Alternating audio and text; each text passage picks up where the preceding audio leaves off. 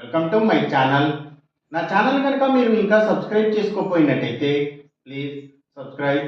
ఈరోజు మనం ఈ వీడియోలో 30 మే 2025 అంటే శుక్రవారం రోజు స్టాక్ మార్కెట్ ఏ విధంగా ఉండబోతుంది అనే ప్రెడిక్షన్ వీడియోని మనం చూద్దాం. అసలు శుక్రవారం రోజు ఓవరాల్గా స్టాక్ మార్కెట్ ట్రెండ్ ఎలా ఉండబోతుంది అనేది తెలుసుకునే ముందుగా ప్రీ మార్కెట్ సెషన్ గురించి మనం ప్రెడిక్ట్ చేయాలి అంటే అంతకన్నా ముందు రోజు అంటే Thursday American stock market Nasdaq mixed ట్రెండ్గా మూవ్ అయ్యే అవకాశం ఉంది. అందులో ఎక్కువగా నెగిటివ్గానే ట్రెండ్ అయ్యే అవకాశం ఉంది. అలాగే ఇక నెక్స్ట్ రోజు అంటే ఫ్రైడే మార్నింగ్ టైము ఒక నెగిటివ్ ట్రెండ్ని చూపించే అవకాశం ఉంది. ఏషియన్ మార్కెట్స్ ఒక నెగిటివ్ మూవ్మెంట్ని చూపించే అవకాశం ఉంది. సో అలాంటి నెగిటివ్ ట్రెండ్ బిగినింగ్ మనకు దొరికిన తర్వాత మన మార్కెట్ ఓవరాల్ ట్రెండ్ మనం చూడాలి అంటే అది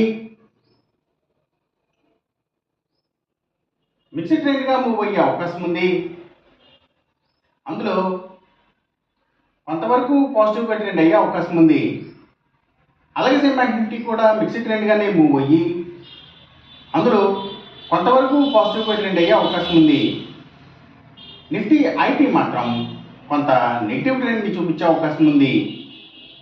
ఇక మనం ఇంట్రాడే స్టాక్ సెలెక్షన్ విషయంలో భాగంగా ముందుగా మనం గెయినర్స్ విషయం చూడాలి అంటే ఏవైతే నిఫ్టీ ఫార్మా అండ్ హాస్పిటల్స్ ముఖ్యంగా హాస్పిటల్స్ స్టాక్స్, అలాగే ఎడ్యుకేషన్ సర్వీసెస్కి సంబంధించిన కంపెనీల స్టాక్స్, బుక్ పబ్లిషర్స్ స్టాక్స్,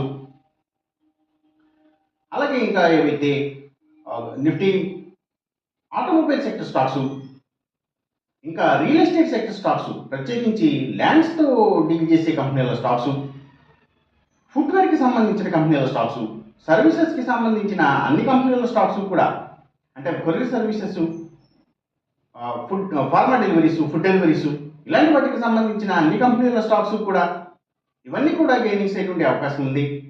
అలాగే ఇంకా ఏవైతే ఆయుర్వేదిక్ మెడిసిన్స్ తయారు చేసే కంపెనీల స్టాక్స్, అగ్రికల్చర్కి రిలేటెడ్గా ఉండే అన్ని కంపెనీల స్టాక్స్ కూడా అంటే అవి సీడ్స్ కంపెనీల stocks, fertilisers and chemicals, tractors కంపెనీల స్టాక్స్ ఇలాంటివన్నీ కూడా గెయినింగ్స్ అయ్యి ఉండే అవకాశం ఉంది.